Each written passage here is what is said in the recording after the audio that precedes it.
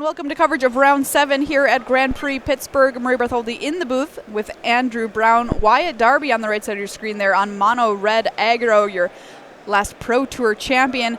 Jaden Klemp-Larens on blue-black mid-range on the left side of your screen here, both currently at 5-1. Very interesting. I know Jaden often writes about black-green snake and how to play that, but she is just changing it up this weekend with blue-black mid-range. All right, so interesting call here from Jaden. Fatal push there on the Bomat Courier will keep Darby's side of the board clear. No play here on 2. Yeah, given how the start of the game has went, I definitely got to put the favor in Jaden's camp because... Ooh, especially with this. Yeah, especially with that card. But, you know, an apt lightning strike will do the job. And there's a chain whirler from Darby, who, you know, has had a pretty good 1-2-3 as it sits as well. Yeah, definitely not the start he wants, but it is still a good start nonetheless. There's another gifted Etherborn for Jaden. Yeah, if Wyatt is able to play, let's say, a Rekindling Phoenix, that would be one of his best plays. All right, so he does have access to 4 mana, and there it is, Rekindling Phoenix, Goblin Chain Whirler, able to get in for 3, but it is met with an Essence Scatter. That is excellent for Jaden. And while we're at it, let's take down the Chain Whirler too with Never. Gifted Aetherborn able to get a couple more points of life back for Jaden. There is Rekindling Phoenix number 2 for Wyatt. So if Jaden has the Scarab God, if she has Vraska's Contempt, she's definitely in a great spot to, you know, kind of overpower Darby's forces. Here's an attack with the Gifted Aetherborn.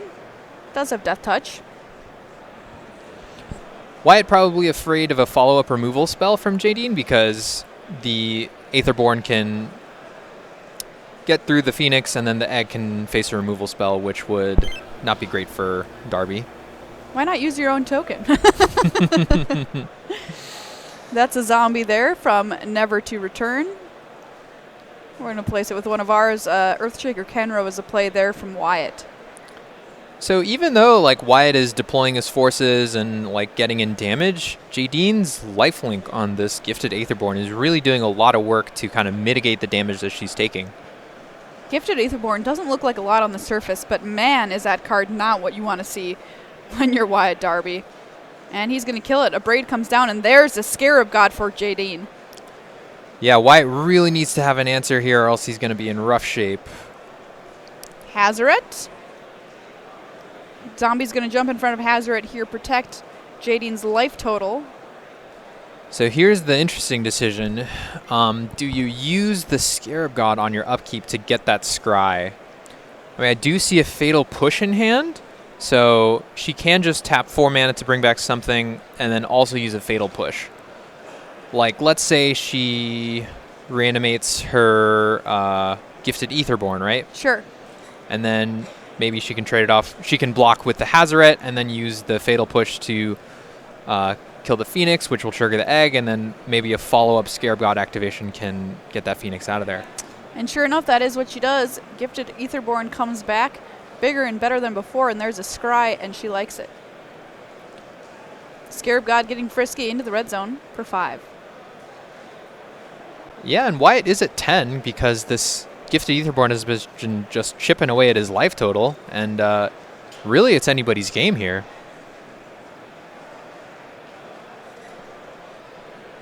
Fatal Push in hand for Jaden, 3 cards. She writes for Star City Games, was second at Grand Prix Chicago back in 2014. Also recently a member of the Team Standard Super League on Team Star City Games. By the way, how did you guys do in that? Wow, sick burn. I was a part of the team Slippery Moguls, and we quickly got just demolished by play design. Oh, that's what happened. Yeah, okay. just rub it in. It's fine. You know what? I'm proud of what we did because we played 0 copies of the menace that you designed and brought to the table, Goblin Chain Whirler. Okay. That's it. We bit it big time. Well, it was a great match. Both sides fought hard, and right. we can go back to this game. It was fun while it lasted. Yeah, so I'm presuming it's Jaden's upkeep, and she's going to use the Scarab God to get back Chain Whirler, which can take down the Egg and the Earthshaker Kenra. And since Wyatt didn't play a 5th land, he isn't threatening to eternalize the Kenra and attack for lethal. And these scries and life tick-ups up and down, they're really relevant in this kind of game because like the life totals are almost equal and anybody could be the aggressor here. All right, so Goblin Chain Whirler on the side of Jaden here. Life totals all tied up at 8 apiece. Scarab God swinging in here. Yeah, I like this attack. It'll be really hard to think of a series of plays that Wyatt could have that could win if Jaden has nothing. I guess like land Lightning Strike, or maybe just Lightning Strike would get there if Jaden has nothing. But that seems pretty unlikely at this point. Wyatt Darby down to 3 life. 2 cards left in hand for Jaden that he's got to consider here. It would be awesome if his last 2 cards were land Glorybringer, though. It's a very Wyatt Darby move. Yes. We've got to see a Glorybringer off the top win, Wyatt. Come on. That's your thing. Here's a Chain Whirler. This is pretty big because now that the... Actually, not really. Double Chain Whirler, Hazoret in play. Yeah, I'm trying to think of the removal spells that Jaden could have here. Guess I can look at her deck list. She has 2 Cast Down, 4 Fatal Push, 1 Negate. So those are the things she's really representing right now. She also has more Essence Scatters in her deck. All right, so there was a block on Hazoret from the Eternalized Chain Whirler, and a Fatal Push takes care of the other one. Yep, Revolt being triggered due to the Chain Whirler's trading, and she takes down the last one and gets that last point of lethal in. All right, so Jaden Complarens up 1-0 over Wyatt Darby here in round number 7. Both players currently at 5-1, blue-black mid-range versus mono-red aggro, the deck that won Wyatt the Pro Tour recently. By the way, he's changed a couple of cards, so he hasn't come back with the exact same number. Or, well, the same number, not the exact same cards as he played at the PT. So Wyatt's sideboard is just a classic 3x5, meaning he has 5 different cards at 3 apiece. There's Aether Sphere Harvester, Chandra's Defeat, Chandra Torch of Defiance, Fight with Fire, and Glorybringer. I anticipate him to probably bring in the Glorybringers and the Chandras, just kind of go a little bigger. Sure. Because Jaden clearly has so much early removal, like Fatal Push and Cast Down. And out of Jaden's sideboard, I like the Essence Extraction, possibly the Negate, definitely the Torrential Gear Hulk. I don't see too many things that I would want post-board, but it looks like she's kind of teched her deck to already be strong against the red deck in game 1, so she doesn't have to make as many concessions post-sideboard. Right, these Gifted Aetherborns in the main deck is a little unusual. Mm-hmm. And definitely gave an upper hand here in this first game. Yeah, definitely. If you recall, like she just got in like I think 3 times with the Gifted Aetherborn, which is essentially just a 6-point life swing. And near the end, we saw that those life totals were so close together. Absolutely. If she hadn't gained the life off those things, that would have been it. Single copy of the Eldest Reborn in the main as well for JD, and a card that I'm happy has been seeing some standard play. I bet you are too. Yeah, I'm very happy about the Eldest Reborn. She also has a second copy in her sideboard, which if Darby goes bigger, I think it's completely reasonable to bring in the second copy because it's just a 3-for-1.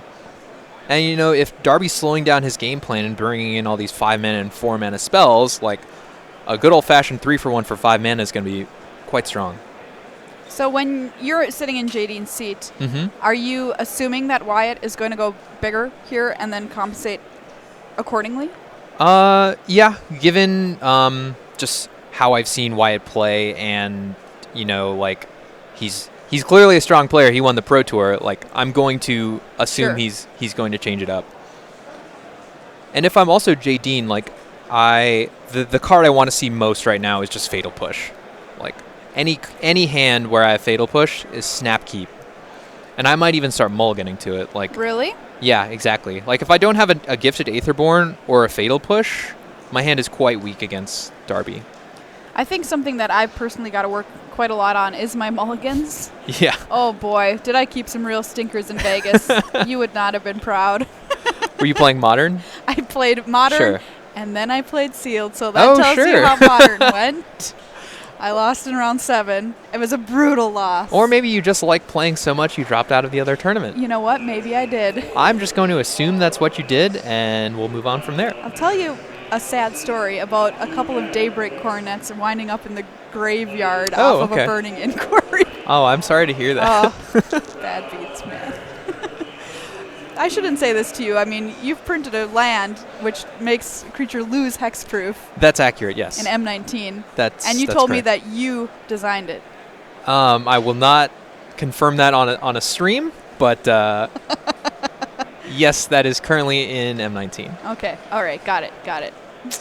All right. So I know where to send my hate mail, potentially. Yeah. We'll see. Well, we're sitting right next to each other, so you can do whatever you want. I'll just write you a note and pass it over. Yeah, but on the mulligans note, it's kind of important just to like understand which cards are super important. Sure. Like for Jaden, it's definitely Fatal Push and Gifted Aetherborn. I'd imagine for Wyatt, it's like a 1-drop or Earthshaker Kenra. So how important are those cards, like, versus making sure that your hand, is a good mix of lands and spells and that sort of thing? Yeah, well, I guess speaking specifically in Jaden's seat, like she wants to have action before turn 3. If she goes nothing, Champion Right. of Wits, that's not not going to be a winning game for her. Right. So she needs to have something in the 2 or 1 range, like an Essence Scatter, Fatal Push, Cast Down. Like I could even see bringing in Duress on the draw just to have more things to play. And making your decisions on sideboarding based on if you're on the play or on the draw is yet another level entirely. Yeah, it's kind of tough.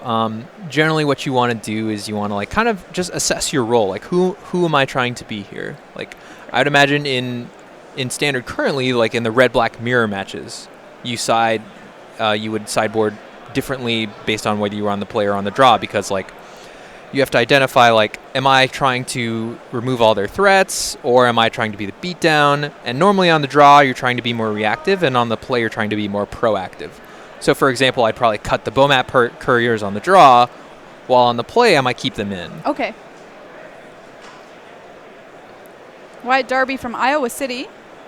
This is very funny. At the Pro Tour, he said he was an insurance agent, but might not be one for very much longer after he won. That was great. All right, so Jaden here on the mulligan. It's down. Ooh, I think Ooh, that's to 5 5. cards. Okay, we're going to keep this one, Scry. I think that's an Eldest Reborn on top. Ugh, no. All right, we are underway here. Jaden currently up a game. Kari Zev on 2 for Wyatt. And there's Aetherborn. Yep. Not the worst hand here, although that'll put a damper on it. Lightning Strike takes care of the Aetherborn. Kari Zev gets in with her monkey friend. I believe they're shortcutting right now and not putting Ravagan on the battlefield. Champion of Wits here for Jaden. Yeah, I really love playing with Champion of Wits. I think my favorite thing is that you can just discard more Champion of Wits to Champion of Wits. And you can always get that value back. And that's exactly what she does here. Yeah. Yeah, cards like Champion of Wits and History of Benalia are always fun because you just get rewarded by playing more of the card. All right, Goblin Chainwhirler clears the way for an attack once again with Kari Zev. Champion hits the bin. Yeah, it would be pretty devastating if Jaden gets to follow up with the Phoenix here. Or, no, sorry, Darby gets to follow up with the Phoenix. Hazaret, though. Hazaret equally is scary given Wyatt only has 3 cards left in his hand. So he could theoretically go, land, discard a card. Or on-crop crasher. And that is going to be a very quick game number 2. Wyatt Darby tying things up here. Yeah, he had a very strong draw with Lightning Strike on the Gifted Aetherborn into Karizev, and really just snowballed it from there.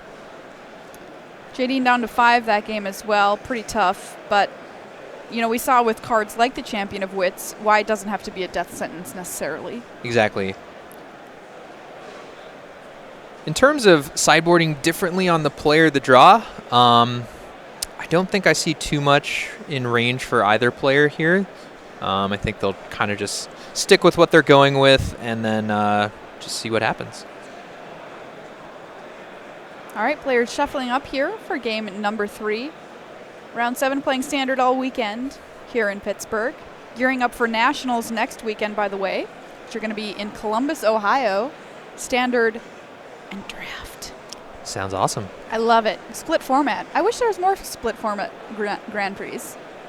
That's not my department exactly, but I will You could tell I was looking at you like... I can accept your feedback and send it to the appropriate parties. Please send my comments on. Yeah, that's one of... As a Wizards employee, sometimes that is one of the main responses I have to give. It's just, yeah, that's not really my department, but I really appreciate you giving the feedback. You should just have an automated message, like you just have a button that you're able to just press that you're wearing that just says it for you. Yeah.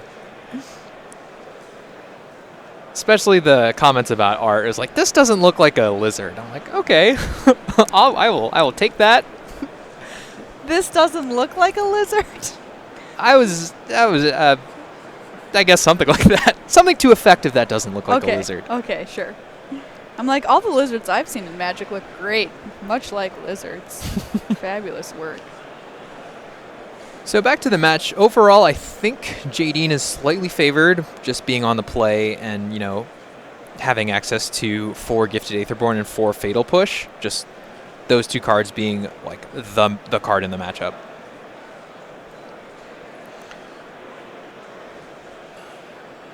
And she also has a healthy 4 copies of Vraska's Contempt, which is the main draw to play this blue-black mid-range deck. Vraska's Contempt, a card that is kind of changed in number across various standard decks. Mm-hmm. Sometimes there'll be less of them, sometimes more. All right, here we go.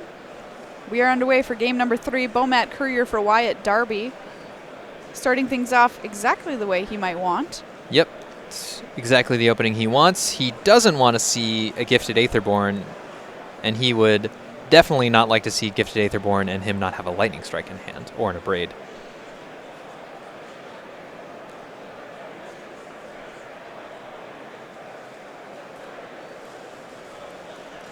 All right, back over to Wyatt Darby here. We have a search for Jaden. Huh, it's very interesting. So I see that the searches are in her sideboard, so she brought them in. Okay. I could definitely see you bringing them in exchange for Arkwell's Bloodfast, as, you know, against the mono red deck, you're not going to have a lot of time to kind of lose life and draw extra cards. Right. But it doesn't seem like, to me, a very intuitive inclusion, straight up. Right. Yeah, that makes sense.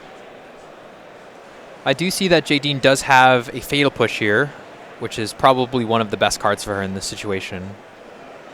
Yeah, if she could double Fatal Push here, that would be pretty devastating. On-crop Crasher here for Wyatt Darby. Fatal Push on Karizev. And there you go, double Fatal Push on the Bomat Courier. Yeah. Overall, though, I'd say this game is still pretty even. Okay.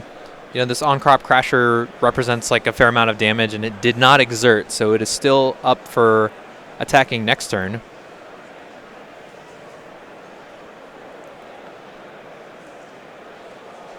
Search for Escanta. Helping Jaden find potentially what she needs here in this game. I tell you, I'd be so scared to play it, though. All right, Never to Return will take care of the Crasher. Pass the turn back. Yeah, next turn this also sets up a possible line of upkeep, use Field of Ruin, and then use a removal spell to flip the Azcanta next turn.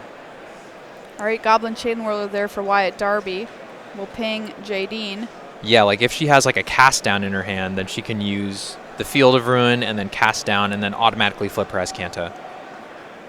Vraska's Contempt on the Chain Whirler. So now she's pretty locked into auto bin any card she sees here in order to flip. Or not. If it's really juicy, like a Scarab God. There's a thought there. Oh, it was a swamp. Okay. Really juicy, like a swamp.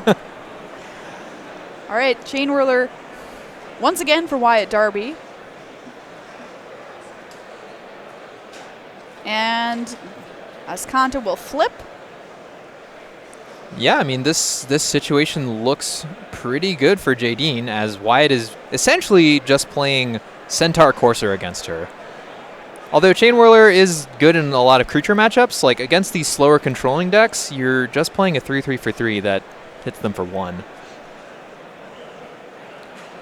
Wyatt Darby turning the Chain Whirler sideways here. And I do think this is a Torrential Gearhulk. Yeah, this is a pretty massive play here, because she gets to either flashback the Vraska's Contempt or a Hieroglyphic Illumination. Or a Trained Armadon. Right, Reed? All right, there's the Gearhulk. And in a Braid, we'll take care of that. Another Gearhulk in hand, by the way. Yeah, I think she drew her other copy of Searcher Azcanta.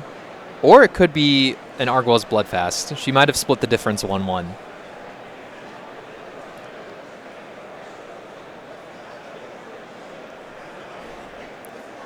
Gearhulk's been an absolute staple in blue decks now for quite a while, but has kind of been hiding out a little bit recently. Ravenous Chupacabra. Answer there to the Chain Whirler. All right, are we bloodfasting? I think that is actually a Searcher Azcanta. All right, we're searching. One of the cool things about Searcher Azcanta is, you know, once you flip it, you can choose to play another one and then not flip that one, and always just have a Think Tank. That was one of the inspirations for Searcher Azcanta. That's really cool.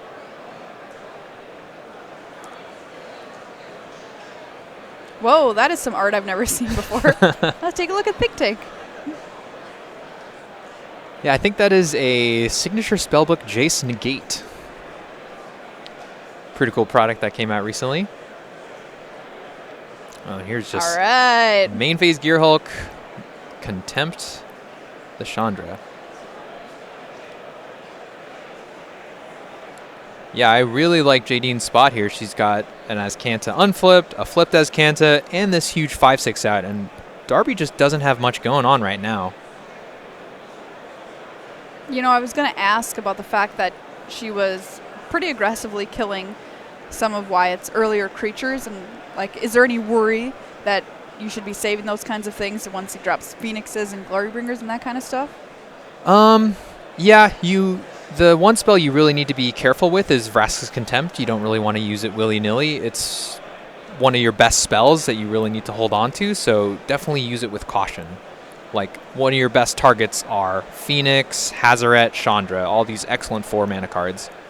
And plus, you really don't want to use Vraska's Contempt on, like, let's say an On-Crop Crasher or Earthshaker Kenra, because you're trading down on mana.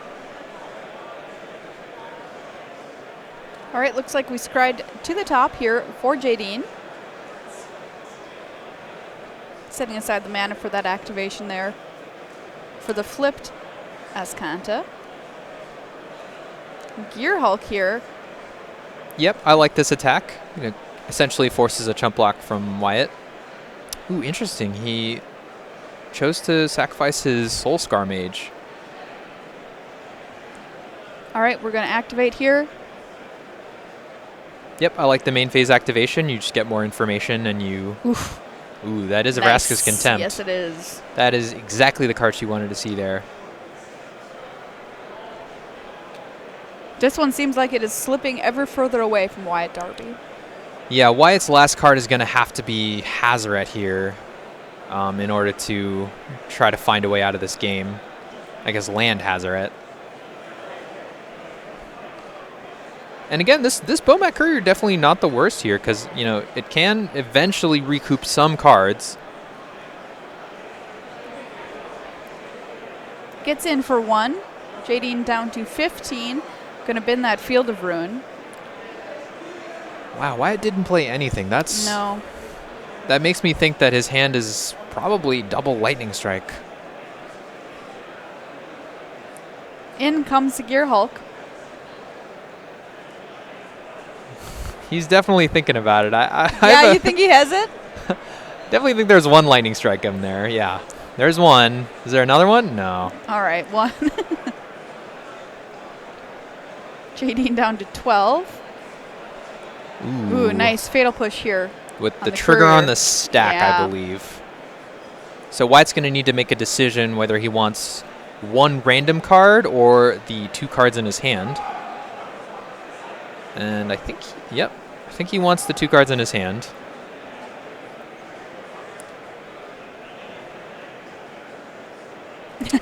Swing and a miss. But I guess that's what happens when you put so many creatures and Azcanta in your deck, like 4 Champion of Wits, 4 Gifted Aetherborn, Scarab God, Chupacabra, Torrential Gear Hulk. You're bound to miss sometimes.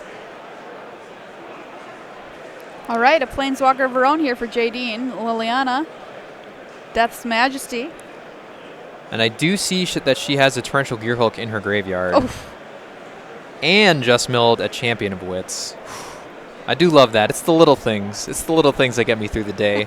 Milling a Champion of Wits. You're sitting at your deck like, been helping design so many cards. My brain's just fried.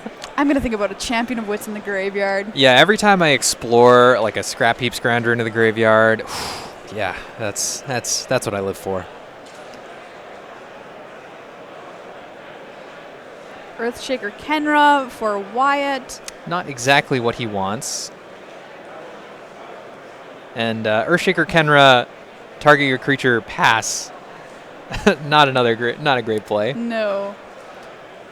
And also, just given Wyatt's 4 mana, I think the last card in his hand is Glorybringer, which this Essence Scatter totally blanks. Jaden Complarans in full control here of this match in Game 3. Excuse me, this game here. Torrential Gear Hulk and the zombie swinging on in. Essence Scatter in hand. Earthshaker Kenra will jump in front, and there's the Scarab God. Yeah, this is definitely looking really great for Jaden, and there's the handshake. Wyatt agrees. Jaden Complarans 2-1 over Wyatt Darby, advances to 6-1 here at Grand Prix Pittsburgh. That's just day 2 locked up right there, 6-1. Yes, it is. We are currently in the win and in, as you can see from the TV behind us. Oh, yes, we are, yeah. And that is, in fact, why. So we're good to go there for day 2 here at Pittsburgh. Some pretty cool stuff we've seen already today. Some interesting decks at the top of the morning, and some more conventional ones as we work our way through the afternoon, but always interesting decisions on what exactly the players are playing in their main deck and what they're choosing to bring out of their sideboard when. And we talked about the Gifted Aetherborn kind of being one of the keys in Jaden's deck. Right, yeah. The 4 Gifted Aetherborn and 4 Fatal Push, really a concession to, the mono red deck. And they're fine against the black-red deck, but most potent against that mono red deck. So I would imagine that she anticipated more red than black-red this weekend. How strongly do you have to adapt your deck, do you think, to face red here in this tournament? You definitely have to change your deck a lot. And we're going to actually talk to Jaden here, and we can ask her ourselves. All right, let's do it. Let's go down to the feature match area. Jaden, hey, what's up? This is Maria and Andrew. That was a great game. Wanted to ask you about your 4 Gifted Aetherborns in the main deck. Yeah, I mean, it's pretty good against red. You're losing percentage points against control, but generally in the first game they have all the removal anyway. So if you put the Siphoners in the board, it doesn't matter if they're not in the main deck because they're just going to get Fatal Push anyway. So I don't think you're losing much by not having access to Siphoner game 1, and I really like Aetherborn. Yeah, it seemed very strong there. An excellent case as to why.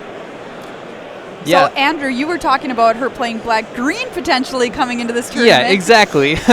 Normally when I see your articles on Star City, I think about the snake. So why did you choose to play blue-black this weekend instead of the wheelhouse black-green snake? I really wanted to play Snake. I spent like a week before the tournament trying to, and I can't win with it right now, unfortunately. Like, I know people are putting up results, but I can't duplicate them, so I am off it.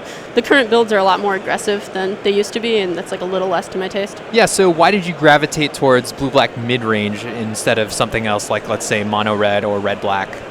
I didn't want to play a lot of red mirrors, and I also didn't want to play a lot of like full-on control mirrors, so blue-black was like the other option. Do you think blue-black mid-range deck, particularly like the one that you brought this weekend, is something that isn't too difficult for somebody to pick up? Like you mentioned, you're coming up into it from playing black-green Snake. How did you feel the learning curve was?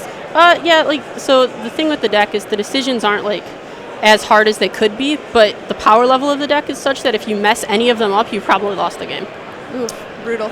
Yeah, so I also see you have so many concessions to the red deck. Did you really anticipate playing against a lot of mono-red this weekend? So the more mid-rangey black-red decks are like a lot easier. Like the main way you lose to red is when they have a lot of one-drops. So if you can hedge against like the mono-red version, like the black-red version will kind of fall into place most of the time. Okay. What is the #1 all-star card in your deck so far in the tournament? I think it's Champion of Wits. I think that's the only reason really to play the deck, as opposed to something more controlling with the Scarab God. Champion of Wits is fantastic. Is that because it gives you so many points against like control decks and other mid-range decks? Yeah, it lets you play this deck where you have like two distinct half of your decks where so many of your cards are just awful in some matchups, and like fix it and also be your like source of card advantage when the games are going really long. The card has a lot of play with it, and I think it's fantastic. Do you have any kind of words of wisdom or advice for anybody who might be trying to pick up this deck, just like what you've learned from picking it up for this tournament? There's like a very large number of ways you can build the deck.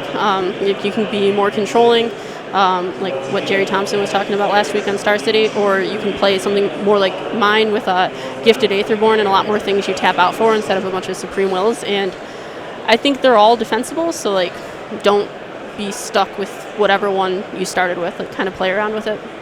Well, you've got an awesome record so far in this tournament. Best of luck to you the rest of the way, Jaden. Oh, thank you congratulations. so much. Thank you. Really cool to kind of get the behind-the-scenes story on how a deck ended up in the hands of somebody like Jaden, who's kind of a beloved player on the scene. Yeah, I really love to see players just kind of adapt to the metagame. You know, if you try something, you keep trying and it doesn't work, and then you finally move on to something and then find success with it, that's really, really rewarding. All right, well, more magic is coming your way. Don't go anywhere.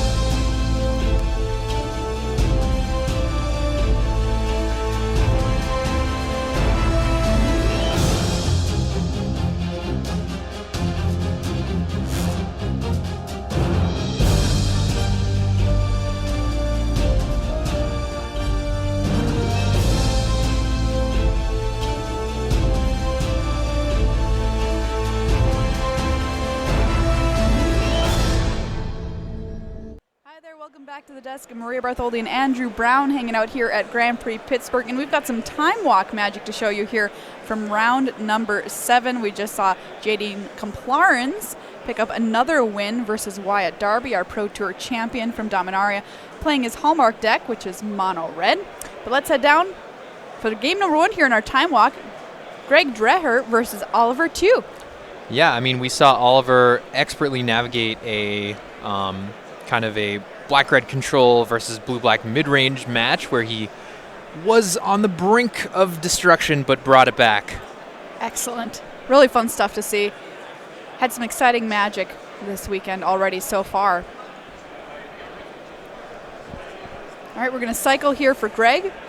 Both players currently at 5-1 here in round 7. And a blink of the eye. And that, I believe that was a discard blink of the eye. Yes.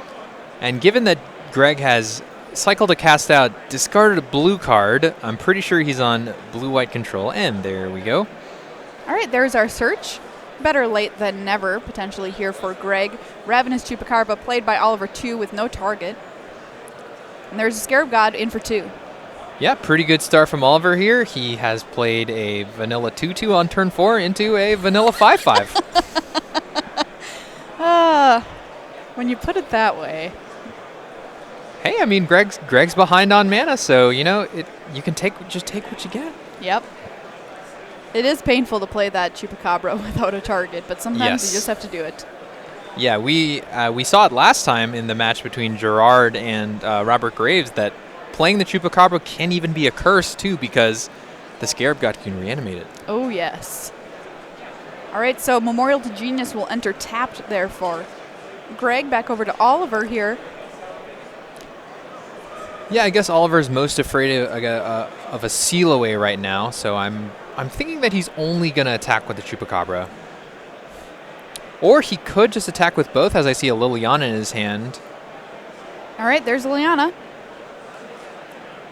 Yeah, and since there aren't any counter spells that get played right now except for Syncopate that are for a single blue, Oliver feels pretty safe with this one. Yeah, that stumble early on mana for Greg has proven to be pretty difficult to overcome thus far. And here you go. You called it. Seal away on the Ravenous Chupacabra. Well, that's just trading evenly on mana, or trading up on mana, I guess, Yeah. because Oliver spent 4 and Greg only spent 2, but it was only on a Grizzly Bear. A very dangerous and ravenous Grizzly Bear. The worst kind. Okay, well, how about a Teferi here for Greg?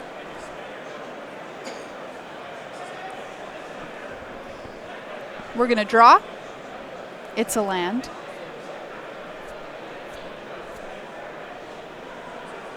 Interested to see exactly what flavor of blue-white control this is from Greg. Yeah, there's a ton of different options. There's blue-white approach. There's blue-white control with only Teferi as your win condition. Ugh. And there's also blue-white control with, you know, Gear Hulk, Lyra Dawnbringer, big Haymaker spells. But, you know, if the Pro Tour is any indication, it's been proven that the blue-white approach build is actually one of the more stronger deck. And why do you think that is? You know, in practice, the Teferi top kind of over and over and over and over and over again. For one thing. Well, not only does it take forever, but it actually has shown that there are more weaknesses to it. Sure. And it's really hard to actually completely lock up the game through only Teferi. Champion of Wits here for 2. And it's also really just hard to discount how strong of a card Torrential Gear Hulk is. I believe Oliver Tew has one of those in hand. There it is. He does.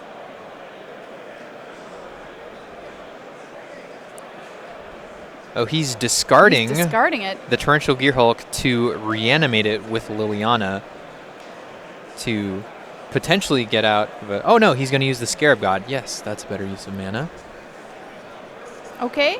Comes right back to the battlefield. The zombie Torrential Gear Hulk. Not quite sure how that works flavor-wise. If Restless Contempt will take down Teferi. Well, it's a zombie construct now. Okay, but was a construct ever alive? I suppose I'm really making this the argument from Star Trek when they had to argue if Data was really alive or not.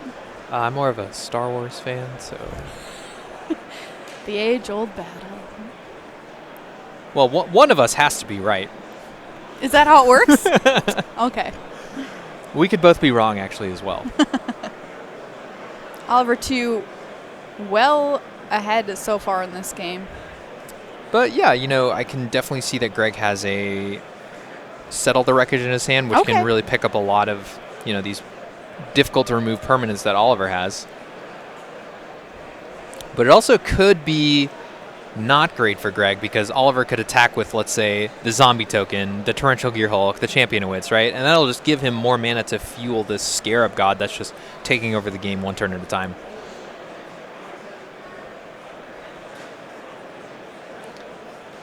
Yeah, Greg's land spacing a bit odd here. It's pretty difficult to see which lands he actually has, but there is an Ipnu Rivulet up there. Cast out, taking care of the Scarab God here for Greg.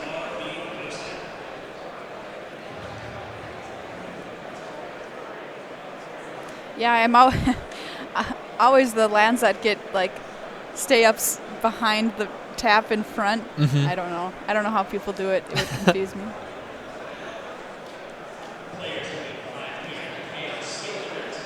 Yeah, this Liliana just doing a ton of work here, and that is a commit to memory in the graveyard. So all right, Oliver does have the option to spin the wheel again if he wants to. Okay, no fear here from 2. Gear Hulk, Champion of Wits, and a zombie hitting the red zone. Yeah, it would be pretty weird if Greg had another Seal Away. Ooh, that's what I call a checklist card. Yeah, that is no doubt about it. That is definitely an Argwell's Bloodfast. All right, so I've got to say Argwell's Bloodfast, definitely the card that has been the most interesting to me to see today. Yeah. Especially how much of it we've seen. Exactly. And I really like Oliver's main phase activation there to find another land. Very smart.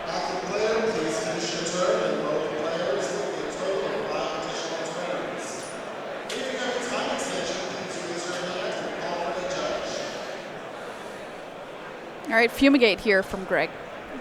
Yep. So it looks like Greg will gain 1, 2, 3, 4 life. And we're going to draw a card here for Oliver. This also puts his Champion of Wits in the graveyard for a later activation. Or a reanimation from Liliana. He's got a lot of options here. We'll draw another card. It's a land.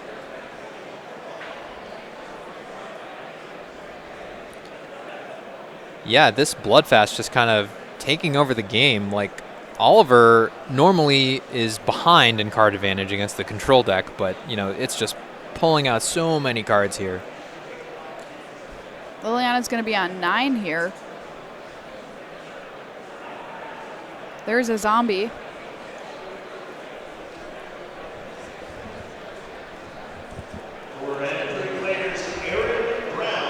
Her -7 ultimate, destroy all non-zombie creatures. Yeah, not the most relevant in No. this matchup. But this is a pretty strong Champion of Wits here from Oliver as he gets to kind of get rid of all the cards he doesn't want, i.e. 2 Fatal Pushes.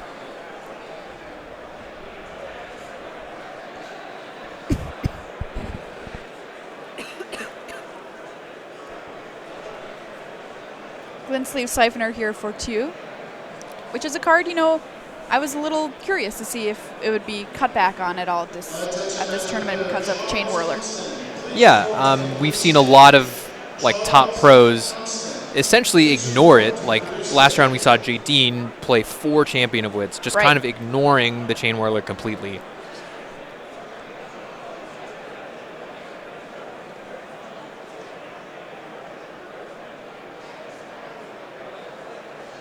All right, 5 mana tapped here for Greg. I'm assuming it's a Teferi. Yep, there he is. Teferi, Hero of Dominaria, comes down. We'll draw. And with this untapped 2 lands, he has access to Settle the Wreckage here. I can't handle it, Greg. Tucking the lands behind. It's an accurate game state, so I don't have any qualms with it.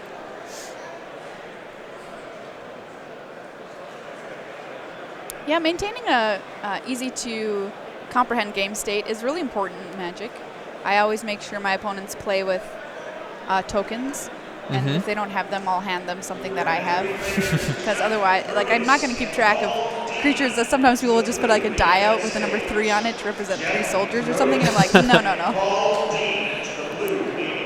Well, I saw that Oliver actually drew a Field of Ruin, which is going to be pretty crucial here because given that Greg is so behind on card advantage, the only way he can compete is with this search for Azcanta.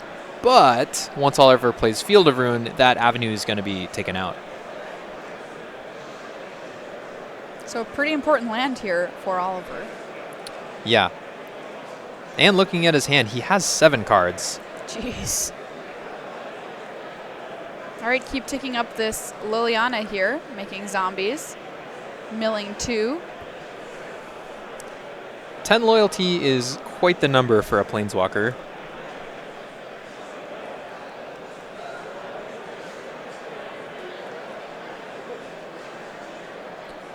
Another Bloodfast activation. Essence Scatter is what he finds. Oh, I see that Oliver is party fouling. He has 2 different Essence Scatters. What do you think about that, Maria? Unacceptable. Unacceptable, I agree. We should call a judge down there immediately and have this sorted out.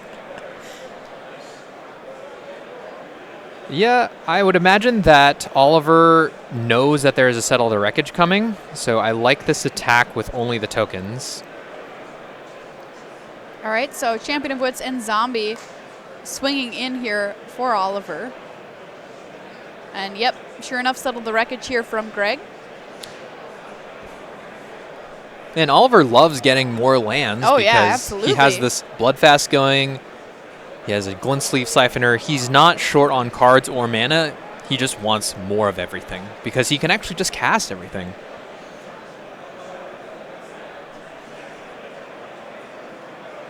Card fell under the table there. Yeah, Oliver really party fouling a lot here. He really needs to get it together here. Come on, 2. Oliver was your 2015-2016 Rookie of the Year and Constructed Master. Yeah, he's got a lot of accolades, very smart player, and he plays very fast, which I like. Me too. By the way, Greg has been playing Magic for longer than Oliver has been alive. I would believe that statement. Oliver, young kid yet.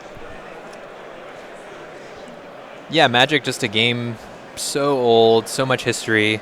It's really fun to see just like how many things can happen because recently we hired somebody in R&D named Corey who's actually younger than the game of Magic itself. Wow.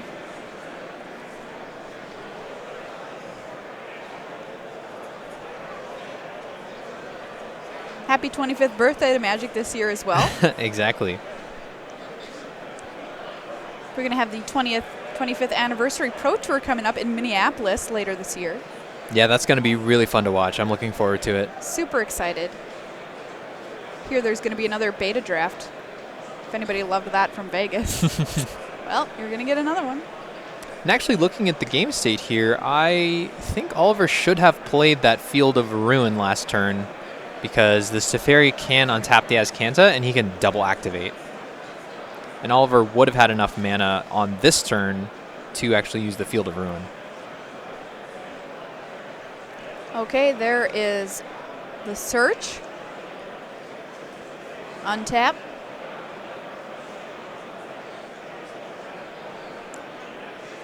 I believe you want to untap the Azcanta. Yep.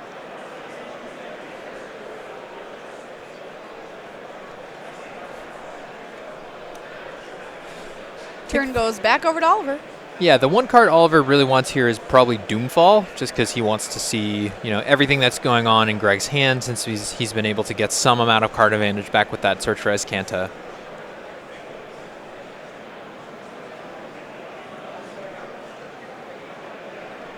Full grip of cards for Oliver as well. All right, we are going to bring back the Chupacabra here for 2. I believe this is also on the upkeep so that he can get the double scry. Because Liliana makes zombies. Oh, yeah, that's a good point. Yeah, you see that little guy hanging out there at the bottom? He counts. He went to the party. He's here. Vraska's Contempt is what Oliver is able to find, and here's that Field of Ruin. Yep.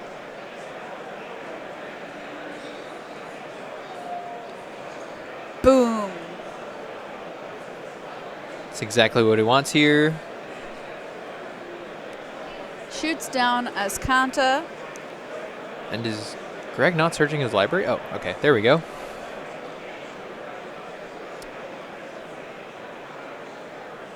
Skillfully places it behind the untapped island.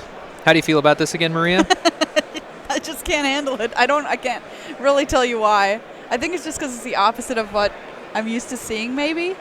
I'm not sure. So this is Oliver's main phase now.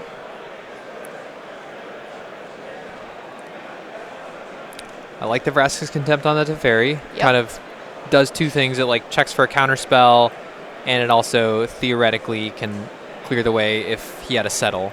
There's Syncopate, though. Protects Teferi. Teferi is still unguarded, though. Yes, there's no creatures blocking.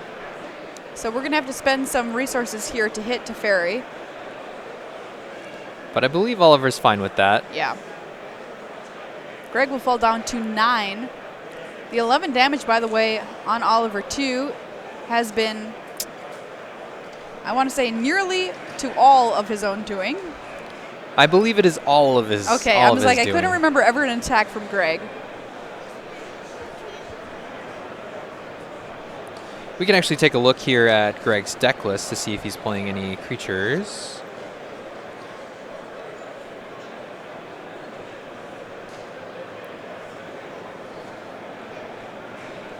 No, he is not, but he does have 2 copies of Approach of the Second Sun. Oh, okay. So he is he's a blue-white control deck with Approach, and yeah, only Teferis. Speaking of Teferi, here comes another one for Greg.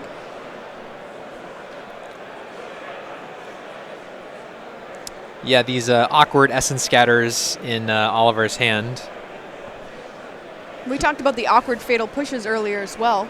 Right. So Oliver's hand is essentially blank here because all he has is Essence Scatter and Cast Down. And do you think that's something that white-blue control players are actively trying to take advantage of? Yeah, that's generally the main reason you play decks like Blue-White Approach, is to prey upon the other decks that try to hedge too much and put too much removal in their deck. All right, well, this might be a pretty good draw here for Oliver in Doomfall, you mentioned. Yeah, this is pretty much exactly what he wants to see, because he can clear the way and just see if he can kill Greg, which is probably his main goal. Ooh, this Field of Ruin is really nice for Oliver. I believe he wants to draw this, because Greg had that backup Azcanta. All right, here's the Doomfall. Yeah, this puts Greg in a catch-22 where it's like, if I counter it, then I can't settle, but if I let it resolve, then you can take the settle. Ooh, 2 Sealaways. And yeah, I think that'll actually do it, because 1 Seal Away does not do enough.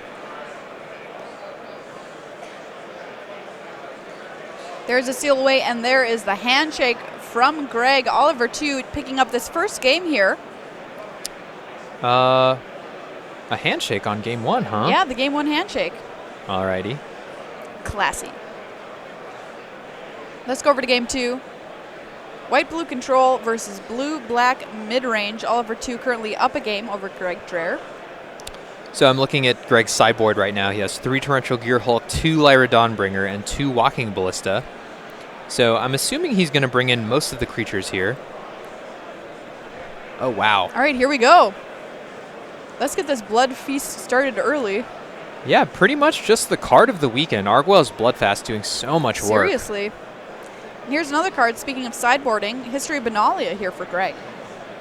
Yeah, this could be trouble for Oliver if he doesn't have any removal in his hand. And from the looks of it, it looks like he's just got Search for Azcanta, Essence Scatter, nothing really to deal with these knights. And if he chooses to activate the Bloodfast, then he's just going to fall lower and lower in life.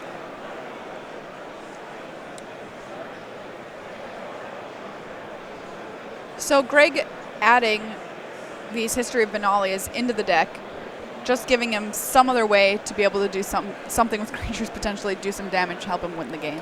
Yeah, exactly. This is the main strategy that the blue-eye control deck has after sideboard, is they just bring in these strong haymakers like History of Benalia and Lyra Dawnbringer to kind of capitalize on people trying to overboard against them by putting in like 4 negate, 4 duress, which these cards aren't as great against. All right, so one knight is going to get in there, knock Oliver down to 18. Well, we've got an Arguel's Bloodfast and a Search for Azcanta here for Oliver too, and yeah, Essence Scatter into the yard. Yeah, not the greatest in this matchup. You know, when we look at all the deck lists, Oliver only has 7 legal targets for these Essence Scatters. But it's interesting, Sorcerer Spyglass in hand. Yeah, I think he would most likely try to name Teferi, or if he sees it, a Walking Ballista. I like leading with the Spyglass here. Looks like he wants to draw. Okay. Oh, that was nice. Wow, that was great. So one strategy I could see Oliver taking here is just kind of turboing down his own life to be able to flip the Bloodfast, and I did see a Torrential Gearhulk in his hand. Okay. Which does kind of blank these knights as they're only 2/2s. Chapter 3.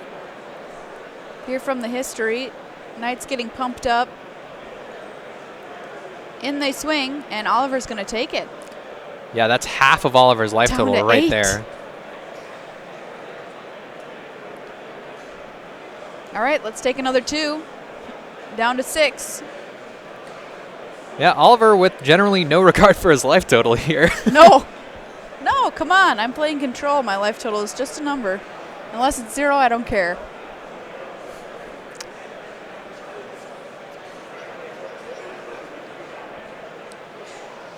Yeah, this is kind of a tough spot for Oliver. You got to assume that Greg has some sort of counterspell here. He's got to make some decisions about what is the most important to him. You know, sometimes I really like taking a step back and just kind of looking at games as a whole, even like post-sideboard. So if we kind of evaluate what's happened in this game, Oliver's played 2 enchantments that don't affect the board. Right. And Greg has brought him down to 6 with 2 Grizzly Bears with Vigilance. Yeah, that's a good point. All right, so here's a duress met with a negate from Greg and another negate from Oliver, so a little bit of a counter war there. Let's take a look at what Greg's working with here. Approach of the Second Sun in hand. Settle the Wreckage, cast out to Fairy. And I believe that's an Essence Scatter, too. Yeah, Greg definitely has nearly everything he would want here. I gotta think, what would Oliver want to do here? He could take the Essence Scatter, take a hit, flip his Bloodfast, and cast the Torrential Gearhulk with no targets. Oh. I think that's his play, though. Yeah, I think that's what he's going to go for. All right. And he's got a... Yeah, I mean, this makes a lot of sense. Like the Sorcerer Spyglass follow-up, naming Teferi. Pretty strong. Okay, so we've been able to manipulate Greg's hand a little bit here. Yeah, and Oliver has another land in his hand. So what I think's going to happen is Oliver's going to go to 2. Get it? Yes. And then he's going to flip his Temple, play a land, cast the Torrential Gearhulk, try to block. It's going to get cast out, but then he's going to eat it for 6 life. Okay, let's take a look if Oliver agrees with your line of play here. Down to 2. Or he'll just play the Scarab God. And there's a Scarab God.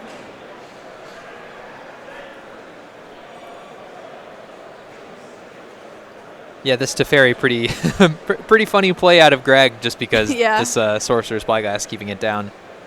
There's the cast out. Ooh, cast out. Ooh, on the Spyglass. Yeah, I like that play. Frees up his Teferi. But this Temple eating the Scarab God lets it come back to Oliver's hand at the end of turn. Oh, that's cool. He actually put a Champion of Wits in the graveyard with his Search for Azcanta. Again, more small things in life. Yes. Okay, it looks like the Scarab God is coming back to the party here for Oliver 2. Back over to Greg once again.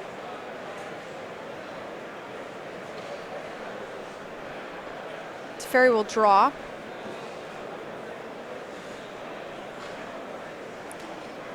And I actually like just casting Approach of the Second Sun from Greg's seat here. Yep. There it is. Approach of the Second Sun here for Greg. Down it goes. Because it just gives Oliver another thing to deal with. Because he's already trying to fight Greg on the axis of Greg is killing me right now. And now he has to deal with this Approach of the Second Sun 7 cards later. And since Teferi's drawing a bunch of cards every turn, even more. Yeah, we called this like a mini game. So not only are we playing the game of Magic we see before us, but we've got that clock is ticking. Yeah, it's like playing whack-a-mole while trying to skip rope. Sounds pretty tricky. All right, there's Vraska's Contempt. We'll take down Teferi, Scarab God. Gets in Oliver 2 up to 5 life now.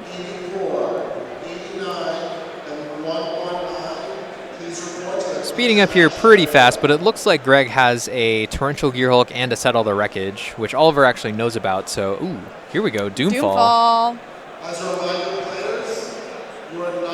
And there's a Gearhulk. Targeting the gate. Siphoner here for 2. We are getting ready for round 8 here in the building.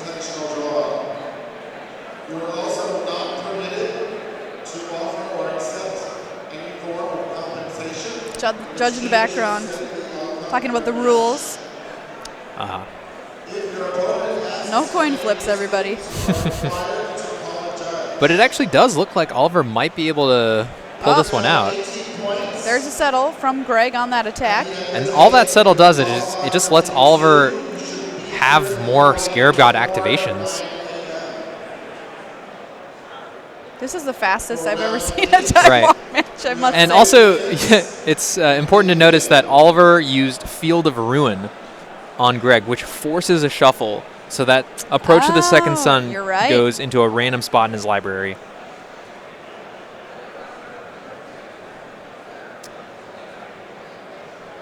Yeah, it definitely looks like Oliver's going to lock this one up. But it looks like we're going to have to cut to us because we know that Oliver wins and the round's about to start. That's right. Andrew's stealing my phrases there. Oliver 2 is, in fact, the victor there in that round. Round 8 is coming up next. We'll be back tomorrow hanging out, watching some more Magic with you. But until then, don't go anywhere. Last round of today coming up.